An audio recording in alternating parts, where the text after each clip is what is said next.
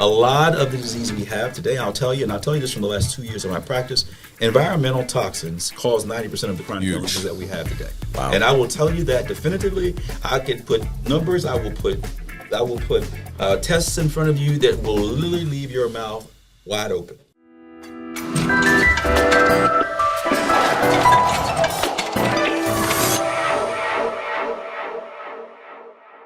All right, you know the deal. We are back with episode 81. Welcome to Sarasota SpeaX podcast. As always, my name is Brad Hannon. Trey Martell. Felipe Colon. And we've got an amazing guest. I know we always say that, but this week we really got an amazing guest. He's going to teach you how to live longer and live better. Dr. Chris Davis from Reveal Vitality and Longevity Institute. Welcome to the podcast, my man. Thank you. It's a pleasure to be here. Thank you. We've heard a lot of great things about you, so we're pretty excited for this one. Wonderful. Hope I can live up to those things. Let's dive right into the meat, right? We'll get to the backstory, but right into Reveal and what that company, what that practice, I guess we call it, is doing, because it's different than a normal doctor's office. And I understand you have some pretty cool resources. So I want to hear about it personally, and I know the audience would too. Yeah, absolutely. So first of all, Reveal, I just want to talk about the name a little bit. Back 6-7 years ago, I'm a cardiologist by training, and I had a cardiology practice. Important, but I started this health and wellness practice in addition to my cardiology practice back then. And when I was thinking about names, I'm like, what am I going to call this? And I came up with Reveal, and it was about revealing your true health, revealing your true self, and being the best version of yourself. So it was really all about revealing what's really within. And so I started Reveal Vitality, and the whole premise of it was to truly help people optimize their health, not be more in this sick care system where we're reactive to when I have a heart attack. Man, I was tired of 10 years of somebody having a heart attack in the middle of the night. I run in, we put a stent in, we save their life. Yeah, right. But at the end of the day, when they come back 6 months later, because we didn't look at the underlying root cause and fix the problems, that got old after a while. Mm-hmm. So for me, it was about kind of changing the way we practice medicine. And I didn't really know what that looked like 6-7 years ago. But I knew it was something that I needed to do. And so I just kind of stepped away from the traditional medical system, started Reveal Vitality, and it has just recently, the name has gone from Reveal Vitality to Reveal Vitality and Longevity Institute, because now we have really expanded the whole mission. We have a full-service gym. We have hyperbaric chambers. We have cryo chambers. We have light therapy. We have molecular hydrogen. It goes on and on and on and on. But not just any hyperbaric chamber. Not just any hyperbaric. So for me, it was one with Netflix. A hyperbaric chamber that you can watch Netflix. There you go. So anyways, it's about just really, truly helping people be the best version of themselves and preventing illness. We have the ability to prevent most heart attacks, most cancers, and all of the neurocognitive Alzheimer's disease. We can fix all of that stuff. Yeah. But unfortunately, our system is not designed to do that. Our system is designed to wait till we have it and put a Band-Aid on it. Can you talk to us about the transition from something that seems like a sure thing, right? You're a heart surgeon. A lot of effort went into getting to that level. You have a steady income, and then you go out and take a leap of faith. What did that look like for you? Thanks a lot, Felipe. Rookie. Sorry. Damn it. Rookie. So you take a leap of faith, and you go out and you try to do the right thing, and you want to do preventative care. What does that look like? What financially? Woo, man, you're going right to the jugular, right? You're going right to the meat. Well, yeah, you got to be nervous to branch out to be really uncertain. To be straight, you were a cardiologist, and I'm still a surgeon. Yeah, I'm an interventional cardiologist. Okay. So interventional cardiology does procedures as well. So I did stents and angioplasties and things like that. I mean, all those type of procedures. Just minor things. Just minor things. Yeah. In your heart, in your carotid, in your arteries, in your legs, in your kidney vessels. Wow. But again, it was reactive and not really dealing with the underlying root causes of the things that cause those disease processes. But, what does it look like? I can tell you what it looks like. There are lots of doctors that are frustrated in our system. And unfortunately, we are shackled to a system that we are dependent on the insurance payments. We're dependent on, we do what we have to do, right? For me, I knew that I don't really, when something's not right, it's not right. And for me, I had to figure out a way to make this work without being shackled to a system with an insurance company telling me what I can and can't do after training for 17 years, right? So 17 years of training, I don't want you to tell me that you're not going to pay for this procedure because I recommended that the client, that this patient needed that. So financially for me, it was me. I'll go straight to, the truth about it. I told my wife, and this is the kind of person I am, when I know there's a problem, I probably should have gradually worked my way out of it. But You jumped. I told my wife in 2018, January 2019, I said, I'm not doing this anymore. I'm closing my doors, and I'm going to figure out how to make this work. I said, honey, I promise you, I will do it bigger, I will do it better, and I will do it the right way. Now, whew, man, she obviously she supported me, right? But at the end of the day, Eventually. I sold my house, I sold my Bentley. I struggled. So that was a tough conversation to have. Yeah, it was a very tough Yeah. conversation. No, things are going great over here, but Yeah. I'm going to stop that to Yeah. do this other thing that's uncertain. Yeah. But, I like how you put that, though, because really what you're doing is you saw a problem, and you said, well, I can pay for the problem now, or I can pay later. Are you back in the Bentley yet, or what? What are we driving these days? He's just a roofer. This guy gets straight to the point. We're on our way. I don't want any more Bentleys, but that's a lesson I learned, by the way. I learned some important lessons along the way. I mean, some of the important lessons as a young cardiologist, right, making a lot of money, and I wasted a lot of money. So there's a lot of things we could talk about here, right? I wasted a lot of money on things that I shouldn't have been wasting money on, right? And I won't do that again. Yeah. But anyways, because you appreciate that once you get to a place where I'm not making all that money and I got to figure out how to do this stuff, right? Yeah. So anyways, I said I'm going to figure this out, and I started very slowly with Reveal, trying to figure out what the business model was. In a perfect world, I should have slowly weaned myself out, but I'm not that type of person. When I know I'm doing the right thing, I will figure it out. When you grind, you grind, Yeah. right? So I will figure it out. So anyways, and that's how it all kind of got started. I started the practice.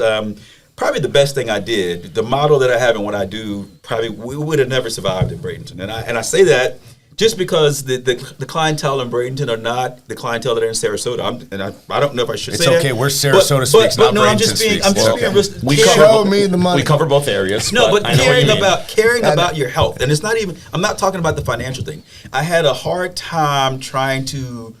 What you're trying to do when you're trying to sell people the education about their health, you have to be willing to listen to that education. If you don't want to get better, that's the beautiful part about my practice now. And I talked about all the doctors that train with me right now. The beautiful part about it is everybody wants to be the best version of themselves. Everybody wants to learn. So all I'm here to do is to give you the roadmap. I'm here to give you that. The roadmap to teach you. It's hard to be a doctor when you got people who don't care. From my perspective, it's hard to be a doctor and tell you, okay, at the end of the day, I'm just going to tell you, take your cholesterol medicine, take your blood pressure medicine, and I'm not going to go through all the other things that's going to truly get you better. Right, so Sarasota was ready for it, right? And my wife convinced me to move. Again, I will say, wives are always right. She convinced me to move. I had a building that I spent $2 million to build this building, my own cardiology practice, and a year and a half into it, I'm going to sell it and be done. I had this huge loan. This was really like literally for me to do what I did and come out in nearly $1 million in debt to try to just figure this out.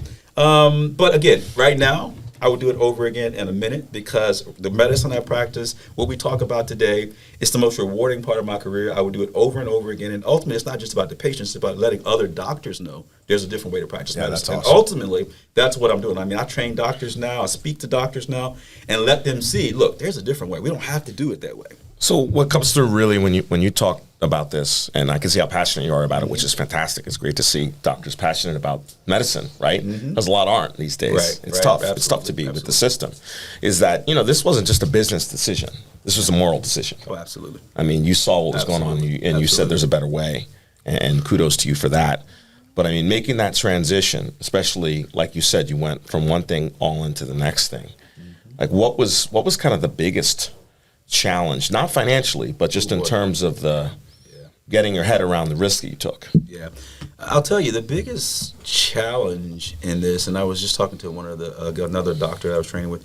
The biggest challenge in this type of model, I don't know if even in the insurance model, is finding employees that are part of the mission. Right, I don't want people working for me it's just as a job. Like I do this, the passion that I have for what I do to change medicine, it's real, right? One way or the other, I will one doctor at a time, one patient at a time. We will change the way medicine is practiced, and it's starting to happen, right? If you look at what people are looking for right now in healthcare, people are seeing it. So I'm so happy that I made this jump 7 years ago because people are You seeing were it, and ahead they're of the looking curve for for and they're sure. looking for exactly what I'm delivering, right? And so I think the challenge was finding the employees I mean, the times that I thought about giving up and going back to standard medicine was the times when just frustrated with employees. I can't find this. I can't find this person. I can't expand because I don't have anybody to execute. You can be a visionary, but I can't be a visionary and execute everything that we all want to do, right? So it's building that team that's been really important. It's interesting you say that because I've noticed other doctors feel the same way you do, and they're going private pay only, right? Especially the ones that are very good and have great referral networks. Absolutely. And the concierge, there's a lot of that. Yeah. But I've noticed one thing in common, those folks who successfully do that all have, they usually have one or two long-term people that have been with them the whole time. Yeah. You know, and that's really important. Like I'm talking like 15, 20, 30-year employees, that sort of thing. Yep. Which is impressive. Absolutely. You need a team, and you need people who know you. You need people who have been, and that's the hard part. Getting somebody who has been with you for 15 years, who knows how you think, what your next move is going to be really important. And so that's been the hardest part, and we're still in that growth phase of that.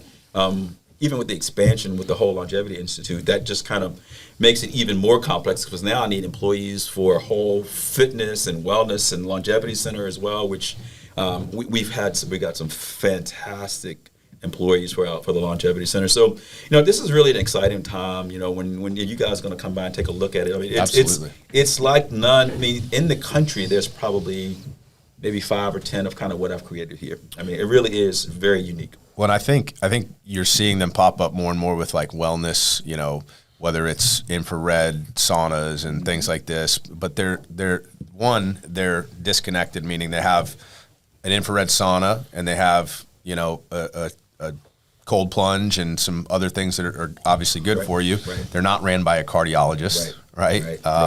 And they're certainly not all encompassing. So you kind of got that model going for you. I'm curious.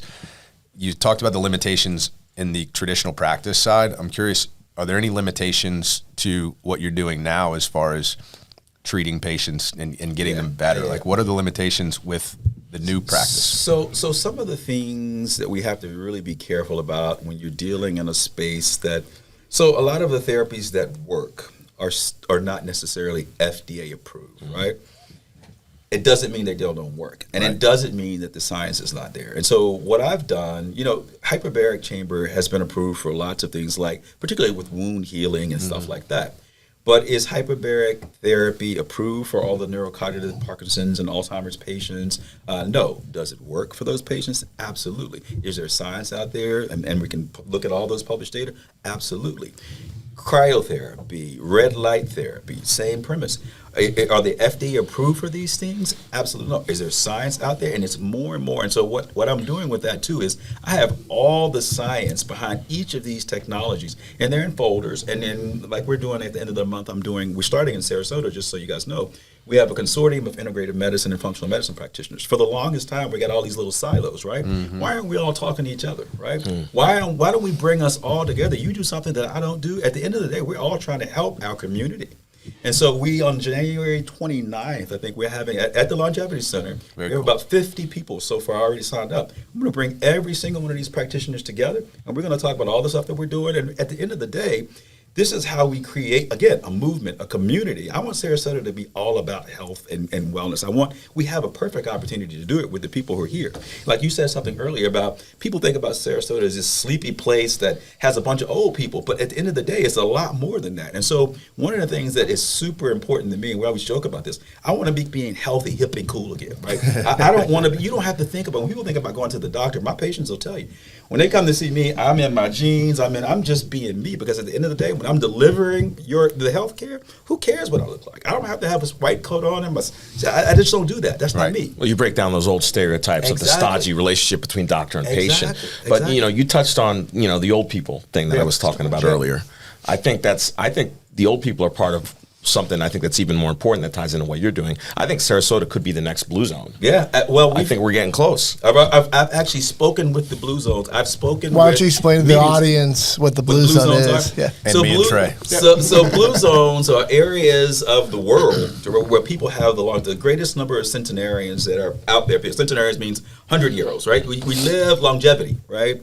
Okinawa, Japan, Loma Linda, California. Knew I've heard of these before. places. I mean, these places actually. There's a reason, and there are multiple parts of what creates a blue zone, right? But Sarasota could certainly be one of these places where we have this sense of community, and could be one of these blue zones where we have this longevity. So that's absolutely one of the things and you could take blue zones to a whole different level, because when Dan Buettner wrote the blue zones, and we talk about all these areas, it was before the age of all the technology that we have to truly improve longevity, right? Nobody was talking about, we were talking about the food, we were talking about relationships, we were talking about exercise or movement.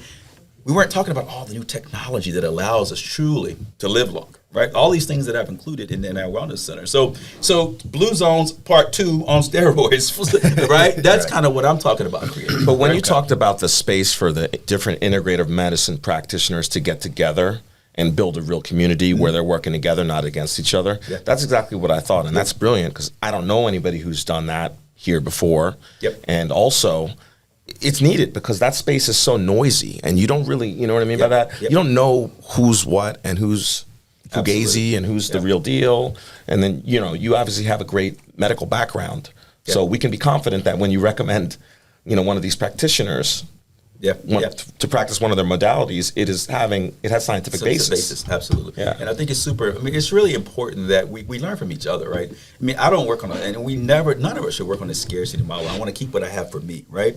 I work on the abundance model all the time, right? Let's bring everybody on board. We only get better by learning from each other and give it to each other, right? And there's more people moving here every day, so there's more and more patients coming this way. And we got a Sprouts downtown now. Yeah, hey, all jokes aside, right across the street, Blue Zone right across the street from the Longevity Center. There you go. You The talked timing about, couldn't have been more perfect. You talked about technology. Yeah. I understand that the wellness center utilizes AI. Yeah. Talk to us about that, because that's obviously a big thing right now. So we talked a lot about this kind of the longevity technology, equipment like hyperbaric and light therapy and cryotherapy, molecular hydrogen. But the coolest part of the space is the technology room, the fitness technology room. So we use a lot of AI so we have a device called an ARX, and it really is adaptive resistance training. So when we're doing fitness training for strength, from a strength perspective, we oftentimes are doing our curls and we're doing this concentric movement. Well, that muscle growth and strength really comes in the eccentric movements, which we really aren't putting any we might do some negatives every now and then, but we're not really using the strongest part of our muscular forces on these concentric phases. So it's an AI-generated platform that is mapping my intensity both in the concentric and eccentric phases of it. And AI is tracking it constantly. So you're constantly competing against yourself over the course of every time you do these things. Wow. And the device we have is called an ARX Omni, which we can do full body workouts. The other thing is very time efficient, right? 12 minutes or so, and on an ARX machine, you can do pretty much a full body, and I recommend doing it once a week, right? Wow. Other technologies for cardiopulmonary fitness. I have a device called a VASPR.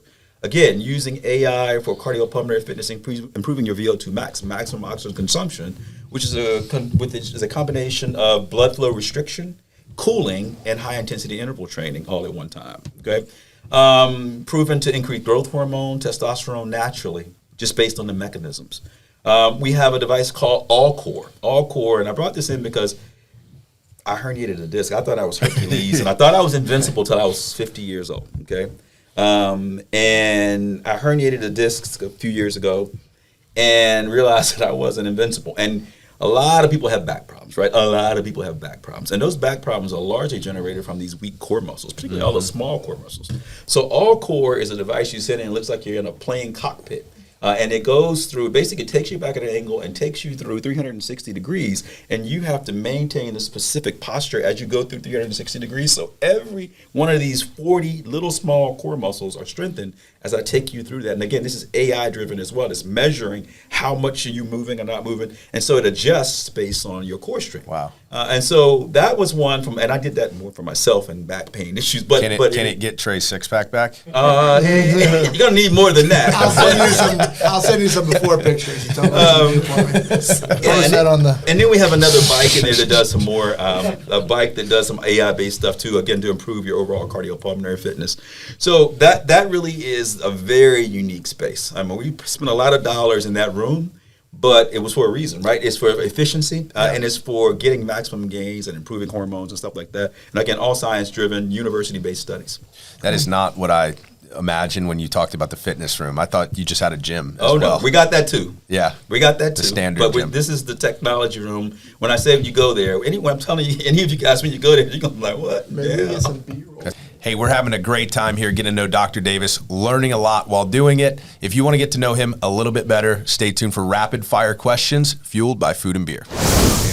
I'm Dr. Christopher Davis. I'm a board-certified cardiologist, and I am the owner of the Reveal Vitality and Longevity Institute here in Sarasota, Florida. This is Rapid Fire. 10 random questions. 10 specific answers. Nothing off limits. This is Rapid Fire, fueled by food and beer.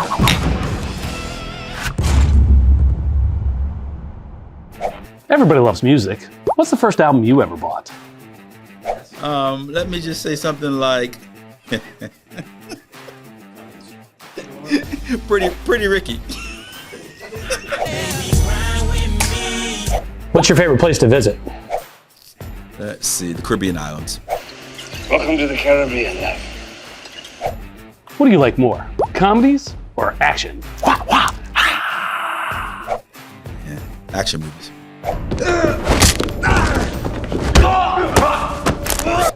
If you could live the life of anyone for a week, who would it be?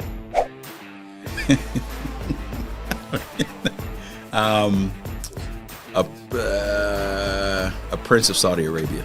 You're gonna love this guy, Prince Ali, fabulous he, Ali Ababa.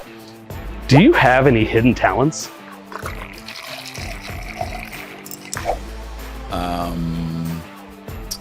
I can sing a little bit. If the machine existed, would you time travel or teleport to anywhere in the world? Can I time travel to the future? Yup! Yeah, time travel. Where we're going, we don't need roads. If you could instantly become an expert at anything, what would it be? Medical economics.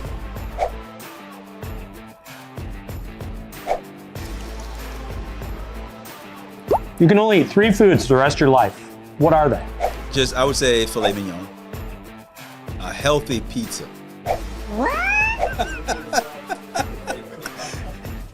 Cauliflower crust with a nitrate-free pepperoni. And the last one would be, I don't know, some type of seafood. Chilean sea bass. If you're chosen to be on a mission to Mars, would you go? No. No. Who's on your Mount Rushmore of athletes besides LeBron James? Oh, man. Jordan would probably be on there. I would probably put Seth Curry on there too. I love basketball, so Tom Brady. And all time. I'm just gonna say somebody. You keep doing this. Mike Tyson, there you go.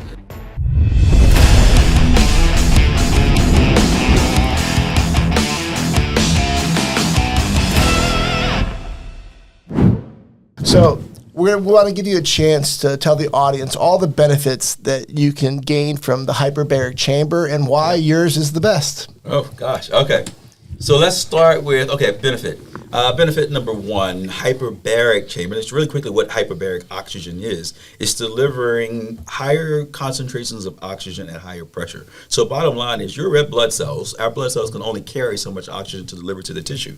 Well, in the plasma, which is the material around our blood cells, we can dissolve oxygen in that plasma. So if I can dissolve oxygen in the plasma, I can still deliver more oxygen to my tissues than I can deliver just by the red blood cells themselves. So actually what ends up happening by delivering more oxygen to the tissues, our mitochondria are more efficient and you're able to perform better, okay? So if you can think about just getting more oxygen to my brain, guess what? My neurocognitive function, my brain function is going to be much sharper. So 1, delivering more oxygen. 2, stimulating stem cells. Everybody's heard of stem cells. There's a big hubbub about stem cells. Do they work? Do they not work? But we can stimulate our own stem cells by using hyperbaric oxygen therapy.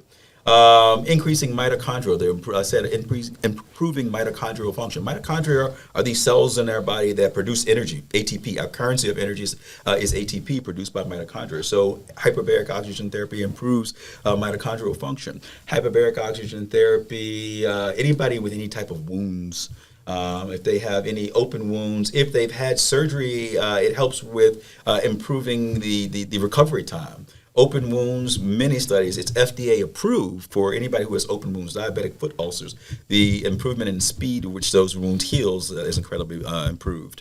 So twice as fast, 3 times as fast? I think that really varies. I can't give you the exact numbers on those studies, but certainly much faster than if you didn't use it. But those are bigger problems than a lot of people realize, because as you get older, you lose that elasticity in the skin and you don't heal as easy, right? Yeah, absolutely. You Lots get of reasons you don't heal when you get older, but absolutely. So, a lot of my patients, I don't typically, I see a lot of patients with a lot of different chronic illnesses, but we use it mostly for just overall health optimization. So I have people come in, they use it twice a month, and it's just about optimizing your overall performance. Because you're getting more oxygen in the blood, so that's like almost legal blood doping. Well, I guess, yeah. Right? And in fact, hashtag Lance Armstrong. Yeah, there you go. In a way, it's essentially, they did it in a different way, but Lance Armstrong was blood doping using epogen to carry more oxygen, but we can carry more oxygen.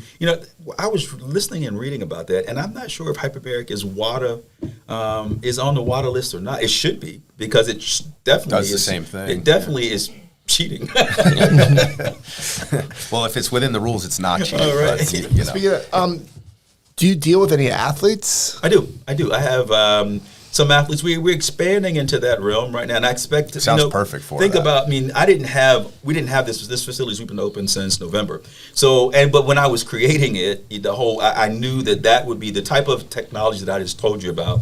Every athlete, and there's a whole bunch we did not even talk to you about, actually, a few other things. But I knew that athletes, when you see ARX, when you see Vasper, and anybody who's an endurance sport athlete, there's nothing that can compare to the training you're going to get with the devices that we have. Now, the other thing that I'm big on, by the way, and I didn't say this, and this is really important, I'm a big believer in objectively showing every one of my clients the benefit, their improvements, right? So a lot of the stuff that we got, you're measuring, again, you're comparing yourself to 4 months ago, 2 months ago, and in every patient I start with something called a VO2 max testing. You've seen athletes that do the VO2 max, right? Every single patient, I use one of those, because you get to see where their cardiopulmonary fitness is. And so when I have all these devices that I tell you that improve it, I'm not going to just tell you that. We're going to show you that you are getting right. We're going to show you that you're getting your VO2 max is getting better, your metabolic fitness is getting better, metabolic flexibility is getting better. You're burning more fat, not carbohydrates. So it's just, I'm a big believer. I don't want to have to. I'm not going to say anything that I can't show and prove to you is valid. Yeah, that makes a lot of sense, because I feel like the kind of folks who would be your clients, usually successful people. They're accustomed to getting those metrics these days, because there's really no excuse with our level of technology these days. Absolutely. To not have those metrics. Yep. When you go to the doctor and they just tell you, it hurts when you do that, don't do that. That's not an acceptable answer anymore. No, right? It used to be, maybe 20, 30 years ago. Yeah, and again, you just touch on that really quickly. One of the other cool pieces of technology that we brought in, specifically for things like, hey, my shoulder hurts, is looking at functional range of motion, looking at functional fitness, but not just having somebody look at you and move your arm around. I have a device that uses the LiDAR from the newest iPads, and we have a program called Kinetisense, and we actually sit the iPad there, and you're about 8 feet away from you, and we actually take you through a whole range of exercises, right? And so the LiDAR is actually putting points on every single joint, right? And it's actually then going to look at movement, your range of motion. I get to the 36.7 degrees that I can do, and so what we do then is all of our modalities, and then it tells me exactly where the muscles are likely spasm, where the problems are. And then we work on those muscles. I have my trainers work on those muscles with some of the E-stem stuff that we have, cryotherapy, massage, right? So I can see exactly where, and then again, the measurement objective part of it. Okay, so we see where the problem is. Let's do this again in 2 weeks, right? With the Kinetisense. So that's another super cool part of what we brought in. You see the where the progress. issues are. Yeah. I love metrics too because metrics mean accountability. Yeah, everything's I mean, data driven. You can't fudge anything, right? Well, it's self-accountability for the business and for the patient as well, right? Yeah, point. no, absolutely, absolutely. The other cool part about it is that we have an app. When we talk about accountability, I have an app. I mean, so all of our work, the regular workout equipment, our matrix equipment with the things like the Stairmaster and the treadmills and ellipticals, every single one of them, you have to scan, and I tracked it. I know exactly what you did or didn't do, right? It's all in your app. It's all, and so we have your medical record. I have what you did or didn't do. I have it all in an app. That's amazing. So at the end of the day, the bigger picture with all of this is the app was for us to collect data so that you can show insurance companies down the road. Just a much bigger vision. Yeah. Much bigger vision. Here it is. Yeah, and you know, we talked before the show about my kind of distaste for doctors and going to see them because of medical records and things like that, being in insurance, seeing underwriting and seeing the crazy notes that sometimes are in there. I'm curious, does it, and I know this is probably a touchy subject, but like for someone like myself, I don't have a general practice doctor. I do my blood work, you know, I get that looked at, kind of off the books type stuff. The blood work's not, of course, but you know, the consultation after the fact is with doctors that I trust. Now, would this practice, would it replace, for someone that's healthy, not dealing with chronic conditions, would it serve as a substitute? We don't even have to say replace, but a general practice or primary care? Yeah, so here's, I mean, it's a combination of both. I mean, a lot of my patients are exactly like you. They're healthy. They don't have any chronic illnesses. And they actually they come in and they see me just for health optimization.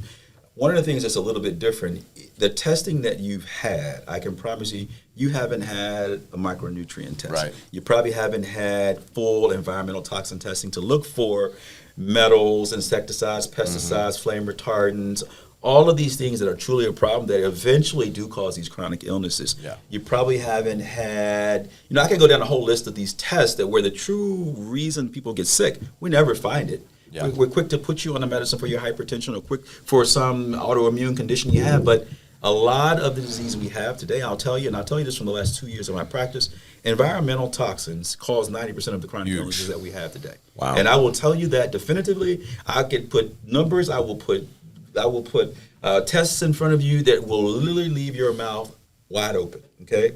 And this is a message that I preach. I mean, I talked about it at a recent integrative medicine meeting in Las Vegas. I do a lot of talking about this. I'm so passionate about it because I've realized that that's why we get sick. We talk about it, but it's real, right? And I can show you on paper that it's real.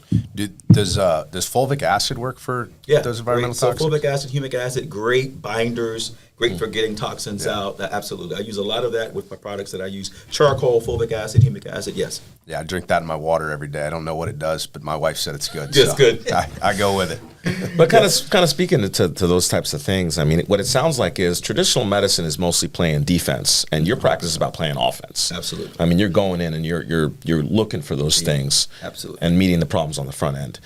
Any other kind of tips, hacks, things that people can do that you think are kind of the no-brainers that wouldn't be difficult to implement in our day-to-day lives? So from a hack perspective, let me talk about if you're in an age group that you're at risk of having heart disease. I'm gonna stick on heart disease right now because I want to stick to my bread and butter cardiology, right? There is technology out today, okay, that allows us to look inside your arteries and characterize any type of plaque you have, calcified plaque, non-calcified plaque, what we call low-density plaque, which is likely to cause blood clots and heart attack.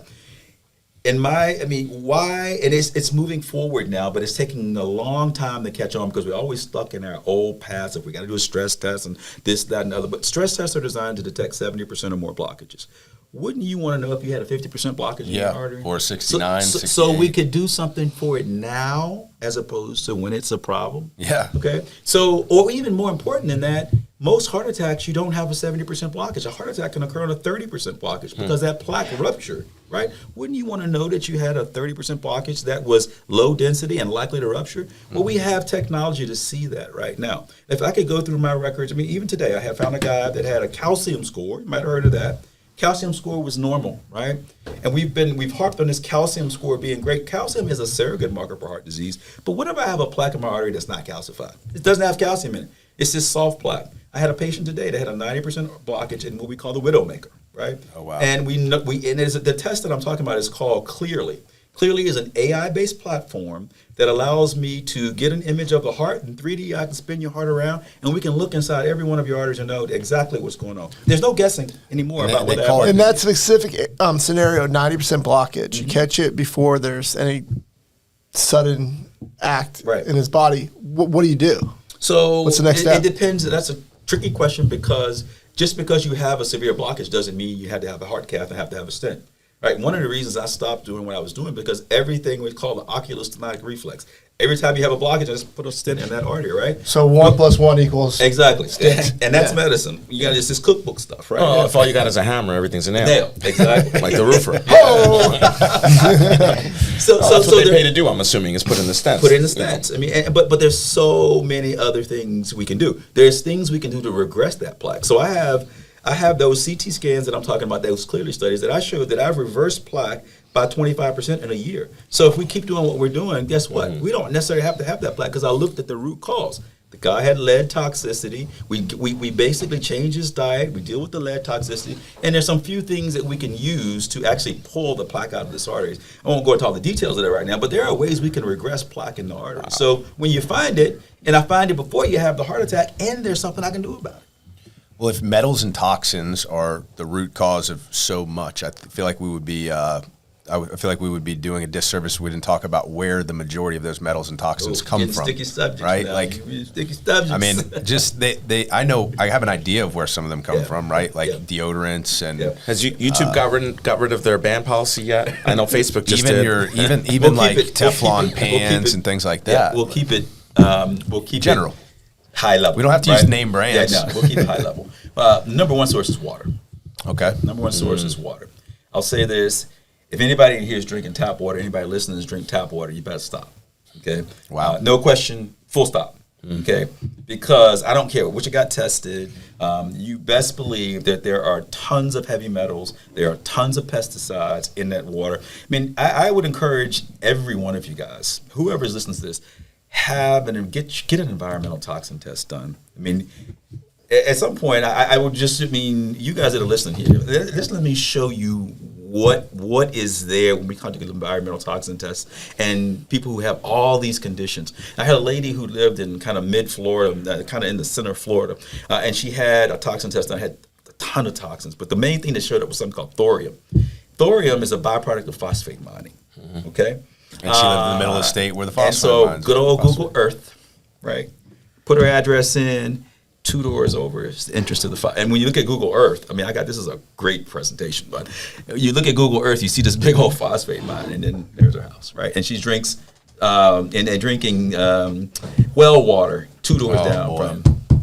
So, long story short, we showed her what the problem was, used a bunch of binders, fulvic acid, charcoal, lots of sauna. Sauna is my favorite tool. If you guys don't have infrared sauna at home. For cardiac, that's like the number one thing, not just cardiac, but for getting toxins out. It's the number one way to detoxify. If you don't have the number one longevity hack, period, you asked about longevity, infrared sauna. Yeah. Infrared sauna. Does it have to be infrared or just? It doesn't have to be infrared. I like infrared. I like it better because it has the infrared component of it has other functions. It stimulates something called heat shock proteins. It upregulates mitochondrial biogenesis, makes more mitochondria. So some other effects of the infrared than just the sweat part. I'm buying one. I'm sold. You should. I'm sold. And by the way, the environmental toxin test I will do and disclose on absolutely. On the podcast. We'll talk about it. Let's do it. Because it's something I'd be interested in for sure. I think I don't think we talked about the other ways that comes in though. So food. Oh, and Kangen is that the Kangen, water? Yeah. So Kangen is actually alkalinized water. We have actually that's one of the brands that can be helpful with alkalinized water. We do have that in the center as well. The alkalinized water, we can choose how alkaline or purified, just purified or the alkalinized water as well. But just purified water would do. Yeah, like, just you don't purified. have to, just getting our RO system, reverse osmosis system is going to be helpful if you're going to, nobody should ever drink tap water. You just shouldn't. I don't care where you live. What about water that's been filtered by my fridge? No. No. All right. Not sufficient. Yeah. It's got to be reverse osmosis, unless right? So most people's like now, like in my home, I have the RO and that RO line is connected to the fridge, right? Right, and then So- it's and good. then so now you've already filtered it, and it's filtered it, but the refrigerator is really not doing a whole lot of filtration. We have an it's just RO charcoal. system. Yeah. Are we okay? Say again? Yeah. We have an RO system. Yeah. Are we okay? Yeah, you're good. Morgan still buys bottled water, so we're good. No Bottled fronts. water. So just I watch don't the know if I bottled would even water. do bottled Yeah, watch water. the bottled water with the plastics, right? So the biggie is the BPA in the plastics, and So there are where other- is this water coming from? You're talking about. Tap. Where should we get the water? Well, that's why you need to purify the water. I mean, Okay. a good water purification system. Now, I will be honest with you. I'm still, it's on. How do you know this whole water purification thing? This has been a little bit tricky for me, and I'm still trying to figure out because the water purification tests, the guy that comes to your house and tries to sell you their water purification system, they're checking for these dissolves, the solids, and all these things, but they're not testing for those toxins that I'm measuring, that I'm picking up in the patients. And really, there's a few places in the country you can send off your water to test for all these other toxins, pesticides, like the pesticides, for example. They're not testing for atrazine when they come to your house or your water, right? That's the kind of thing I want to know. So when I tell people about, well, what do you recommend? I want to be totally honest with you.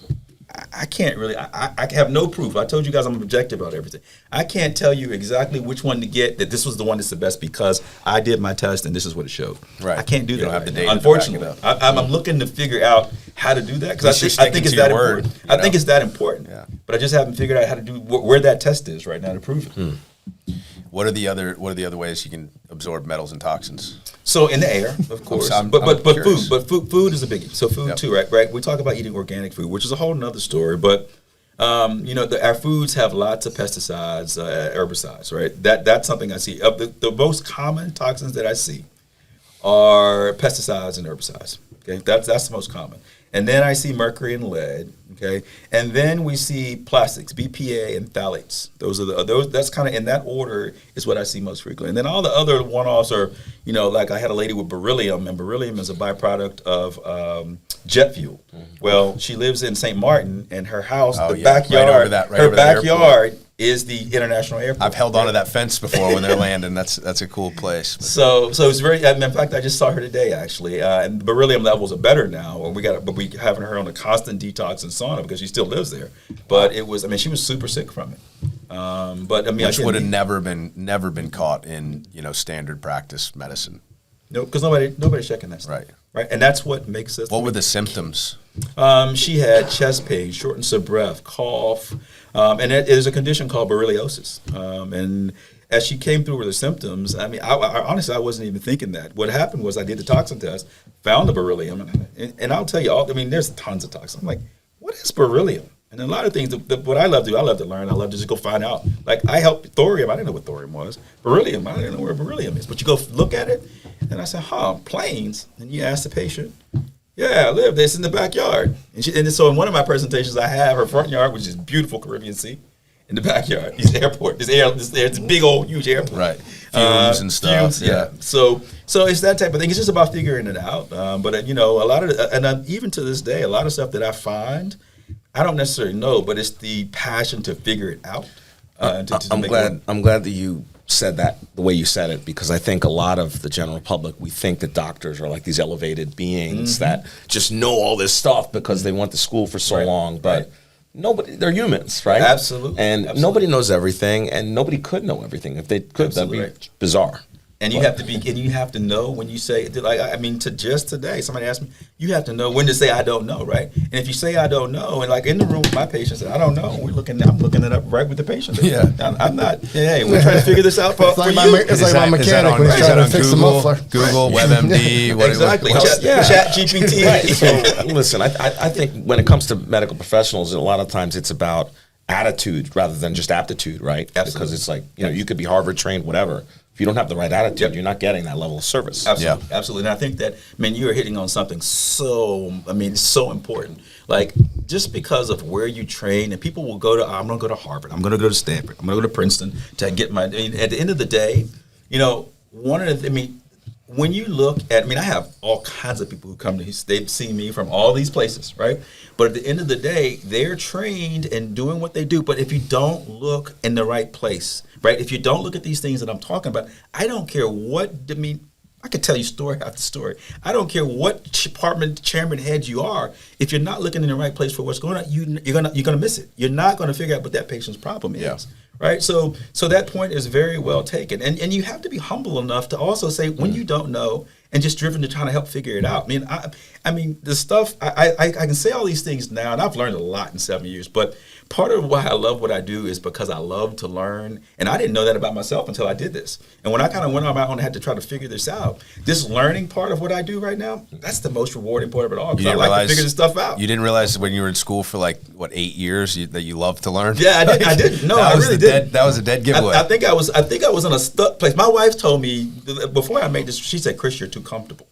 And this is a good story too. She told me, "You're too comfortable." Before I made this whole transition. So it's her fault you made the transition. She said, "You're too comfortable. You don't have that." She said, "You don't have that spark in your eye anymore. You're too comfortable." Meanwhile, this is when we had all this stuff. I'm pissed off at that point. I'm like, "How dare you? How dare you tell me I'm too comfortable?" But as usual, I thought about what she said. It took me a couple of weeks, and I thought about it, and I said, "You know what? She's right. Yeah, I'm too comfortable." Right. So sometimes you got to, talking about I had to get out of my comfort zone in a major way. But at the end of the day, I got out of my comfort zone, and you don't grow until you get out of your comfort zone. You don't move forward. You don't do big things without being uncomfortable. Agreed. So, well, before I kick it over to Trey in a minute on some kind of Sarasota-based questions, where do people find you? How do they come to this practice? Because if they're anything like us sitting around this table right now, I think they're probably interested, at least to discover and to see what it's all about. So, the first thing is just check out our website, revealvitality.com. That's the easiest way to kind of find us. You can go on our social media, Reveal Vitality as well, Instagram. I have an Instagram page. My Instagram is CJ Davis, MD.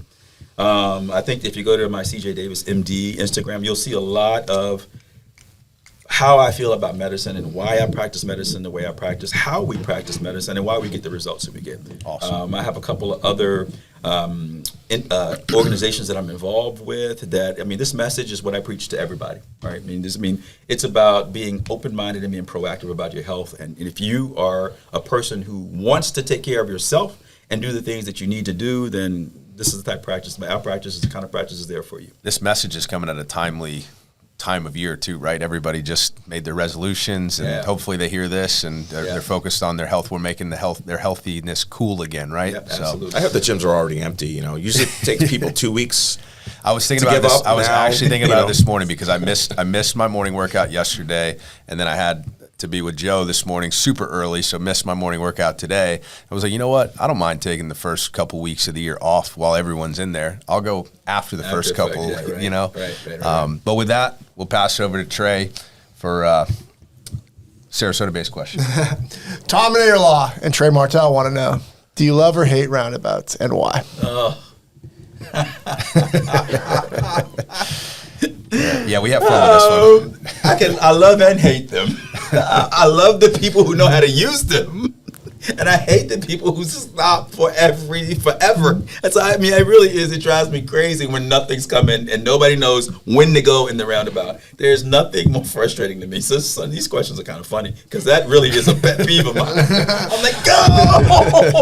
Well, that's why we ask it. That's why we ask it. Yeah, it says yield, not stop. I'm like, how long are you going to stop here? You're not even supposed to stop at all. Like you saw nothing was coming an hour ago. But it's funny. You're bringing up. There's two types of people who mess up roundabouts, right? Yeah. There's the people trying to be too polite. Right. Who you're talking about. Usually, right. Usually, we're talking about the other people. There's people like flipping and go through with their hand on the horn. I don't see that so as just much. lean. It's one motion. I don't see the people who go through as much. I see the people who just. Maybe this is what I realize. I don't see them. I don't really get. I don't really get upset by people going. Which roundabouts do you use? Maybe you're going to the most polite one in town. Well, you know what? I know which one you guys are talking about. If you guys are talking about the ones that right around Fruitville and over there, that's a little bit different. The one right. That was not bad. That was not bad. That was not bad.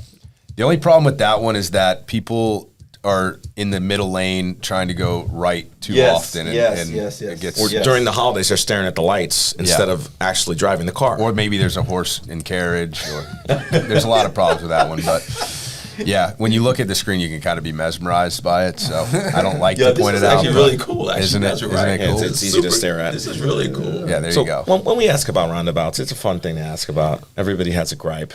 Yeah. So it's fun. But what are we really asking? Trey, you want to tell them? or asking really is how people feel about growth and change in Sarasota, and the roundabouts seem to be the perfect mascot for that issue. Yeah. I mean, overall, I think they're good though. Overall, I think they've been really helpful. We've gotten every perspective. So at this point, we've learned that they keep traffic moving. They don't shut off when the power's out. They don't require an officer to direct traffic there. So we've heard both sides of both camps, and at this point, I'm pretty much roundabout neutral. It's like So, but as someone who's lived in both corners of our metro area, both Bradenton and Sarasota, how do you feel about how Sarasota's changed over the years and grown? Oh wow, it is. I mean, it's grown tremendously. I mean, it's been it's amazing how it's grown. To be honest with you, and I think that what I see happening and excited about, even with my business, is that Sarasota is a place like we just talked about that could be really one of these up and coming blue zone, health conscious places. I think there's just a lot more to grow. Now, I'll say one thing that I think is still missing from Sarasota, and one thing that we've left out of this entire conversation, and probably the most important thing in this entire conversation. We got all this cool stuff and equipment, but the most important part of true health is nutrition, right? It's what we put on the end of our fork and into our mouth. Right. I don't care how much I exercise. I don't care how many hyperbaric chambers I have, or light beds I have, or saunas I have. If I'm eating McDonald's, it doesn't make a difference, right? And so one of the things that I think that Sarasota is lacking, unlike if you go out west to California and Colorado, is true food, true whole food-based places to get. I mean, Sprouts is great, but there are tons of those type places out in Colorado and farm to table restaurants and stuff of that ilk. Farm to table restaurants. I mean, they're popping up though. They're popping up for sure. They're more. But and even like Publix is starting to carry more, good stuff. But I get what you're saying. That's more of it's not so much just the physical plant; it's the culture. Yeah. Right. There's not this desire where people are like, we demand exactly that. Like you go to somewhere like Vermont, like the nicer towns up there. Every restaurant's farm to table. Exactly. I mean, you know what I mean? People are like, what do you mean it's got to get the lettuce from 2,000 miles away? I'm not tolerating that. Yeah. There's a farmer up the road. You go talk to him. I don't care if you have to pay more. We changed the culture. We changed the mindset here. That's kind of part of what I'm talking about. We changed the whole mindset. And then everybody is we're all looking for that, right? We're demanding that. The public is demanding that. So part of this whole making healthy, being hip and cool again, that's part of the mission. That's what I'm talking about, right? This is something we should be asking for. I think the younger generations are doing a better job of that as they're getting older, because they've been on the wrong end. They've seen their parents, their grandparents with processed food. And I mean, just look at the cereal battle we just fought, right? Like the shit that they put in cereal here is not in cereals in Europe, exactly. right? Absolutely different. Absolutely. The gluten in the food. Like my wife is gluten sensitivity. In Spain and Europe, when she eats the gluten, no problem. We come here, she can't even look at gluten. Yeah. Wow. Can't even look at it. Just because it's a more processed. It's more processed. It's more genetically modified. No kidding. So maybe gluten intolerance and gluten, whatever that one's called, where you can't have gluten, celiac disease would be safe to say that it may be not happening if they lived in Europe. I mean, definitely the quality. Don't they use a different strain of wheat or something? Different strain of wheat, and the fact that most of the wheat in the United States is genetically modified, right? Genetically modified just simply means those crops have been genetically modified so that we can spray them. So it's a combination of genetic modification and being sprayed with glyphosate, right? Yeah. Glyphosate Roundup is illegal. Well, in most of the European countries, right? But in the United States, we still spraying our crops. Feed it. Roundup. Yeah. All right, Felipe, take us home, buddy. So we always end the show with the same question. You've been on Sarasota Speaks. You see what we do here. By the way, thank you for coming. We had a great time. Hope you did too.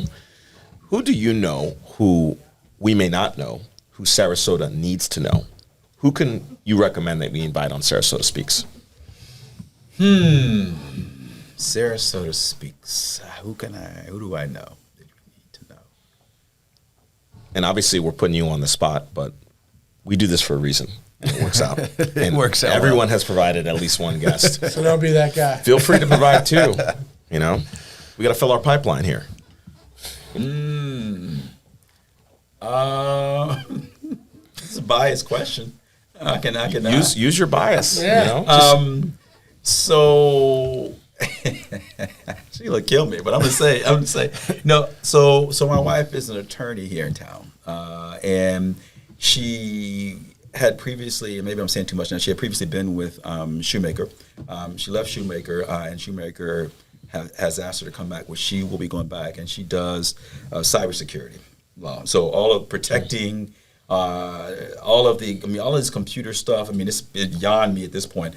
But I hear stories about what she's doing, and it is absolutely incredible. And I see it. My ID got stolen. People hacked into the things that are going on from a cybersecurity perspective are scary. And she is kind of one of the nation's kind of leading people on that right now. You come in here, talk over my head, and your wife come in here, talk over my head. So I say because if we restricted guests to those types of people, we'd have a very limited pool of people to talk to. But I think she has information that a lot of people would want. A lot of people who own businesses. Oh yeah.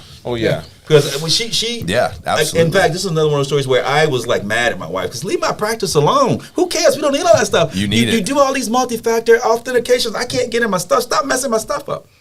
And then I get hacked. Yep. And I'm like, there we go again. That's a big. And that liability is on you. I mean, you have insurance, but HIPAA like stuff, and the liability is on you. It's as a huge. physician. Yeah. So that's just in the physician world. I mean, the things she tells me about. I mean, that doesn't tell me, but the things I know about.